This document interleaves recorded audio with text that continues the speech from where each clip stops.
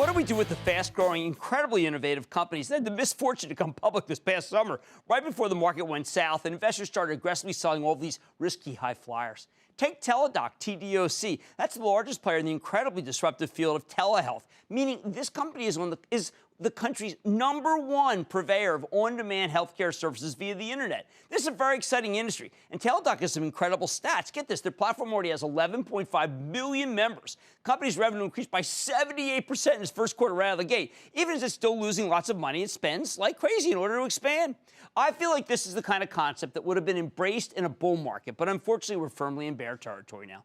Teladoc came public on July 1st at $19 a share. We're up to $28.50 on its first day of trading, rallied as high as $35 roughly as a month later. But ever since then, this kind of company's fallen out of favor with the Wall Street fashion show. Stock's been hammered, falling back pretty much to where it came public. Brutal session today, down 7.7%, but nothing happened.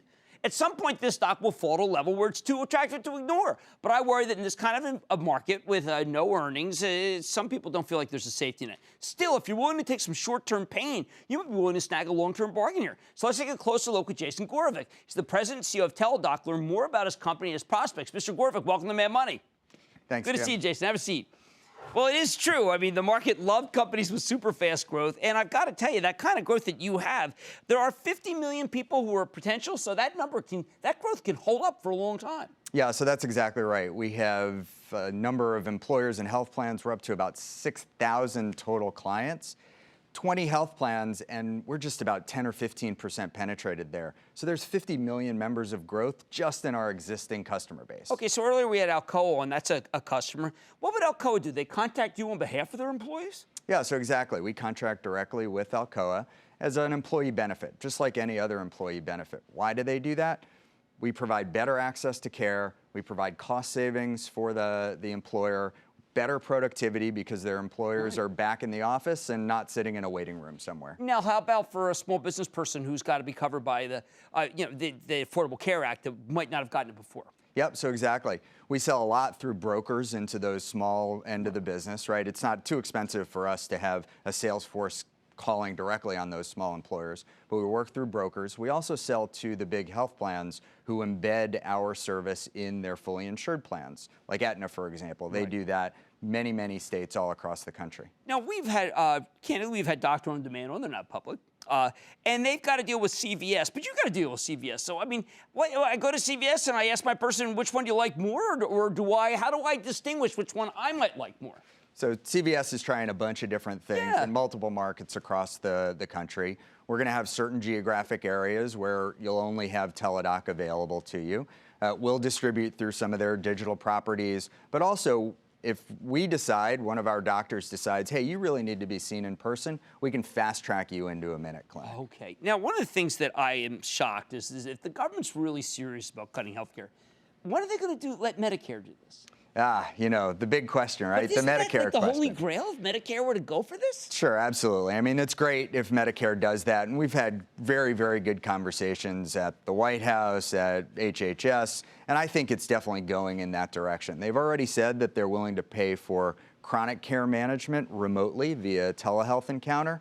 I think it's just a matter of time until they agree that they're going to pay for this for acute care, episodic care, instead of someone running to the emergency room. Well, how many different visits have you calculated as a percent would be solved by Teladoc versus going to the emergency room or going to a doctor who's your primary care physician? Yeah, so obviously it's an immense market, right? There are about 1.25 billion ambulatory care visits every year. And we estimate that about a third of those could be handled by Teladoc. So that's over 400 million visits.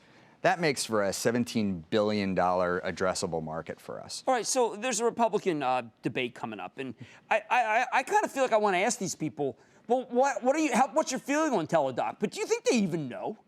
Well, it's growing incredibly quickly, right? I mean, if you look at our last couple of years, we grew by 100% in 2013, 120% in 14. The adoption rate is clearly rapidly increasing, but we're still early on that adoption But it's curve. pretty clear that we could save the healthcare for. This is like when people say, oh, the healthcare budget. This is a way to cut it down. It's true. It's one of the few things. I've been in healthcare for over 20 years. I ran a health plan. you never come across something that's a win-win-win. A win for payers, a win for employers, a win for consumers, and in this case, also a win for doctors. So this is good politics as well as good business. Okay, last question, Jason. I'm asking everyone. I mean, you can't bother to look at the stock price right here, right? Because it's decided that your kind of company is not necessarily what suits people. But at the same time, if you just keep blocking and tackling, it's only a matter of time when you want to be private, right? I mean, be profitable, because you can be profitable. That's exactly right. And, you know, look, there's a huge market out there. It makes sense for us to invest in order to go tackle that market. We've said publicly that we see a path to profitability by the end of 2017. We're firmly committed to that. But in the meantime, you show me another company that's putting up the kind of growth, the kind of gross margin, and has the big addressable market like we do, and I'm a buyer. I don't have one. Thank you so much. You put it right there. That's Jason Gorvic. He's the president and CEO of Teladoc. Read about these companies. These are big, disruptive companies. Stick with Cramer. Booyah! Jim Cramer here from Mad Money. Thanks for watching CNBC on YouTube. Click here to subscribe and get the jump on my exclusives with CEOs, plus market news, investing advice, and a whole lot more.